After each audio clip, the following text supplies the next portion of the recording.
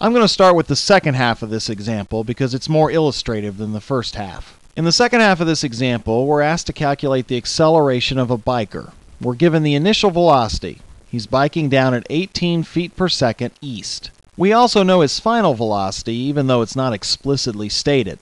The problem says that the biker comes to a halt. That means the final velocity is 0. We're also given the time, 1.8 seconds.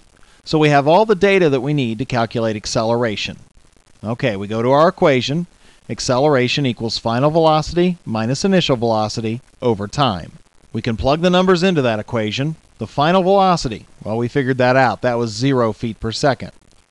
The initial velocity, it's 18 feet per second east. So I'll put 18 feet per second in for initial velocity. The time is 1.8 seconds. So I now know that acceleration is 0 feet per second minus 18 feet per second over 1.8 seconds. Well, I have to do the subtraction first, so 0 feet per second minus 18 feet per second is negative 18 feet per second.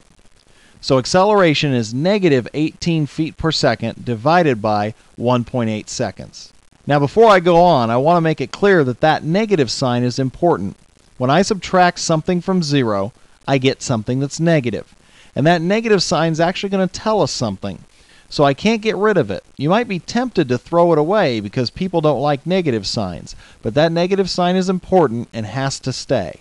Well, acceleration is negative 18 feet per second over 1.8 seconds, or negative 18 feet per second divided by 1.8 seconds.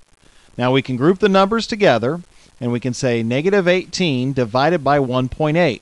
Well, that's negative 10. And then we have feet per second divided by seconds. We went through this before. Feet per second divided by seconds is like feet per second times 1 over seconds. So that's feet per second squared. So the acceleration is negative 10 feet per second squared. Well, what does that negative mean? That's very important here. The biker was heading east. That negative sign means the acceleration opposes the motion. The biker's heading east, but the acceleration is opposite that. So the acceleration is west. That's what's important about the negative sign. It tells us direction.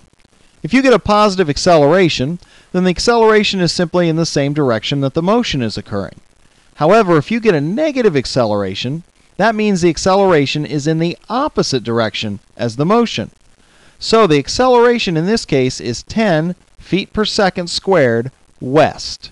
What does it mean when acceleration is directed opposite of the motion?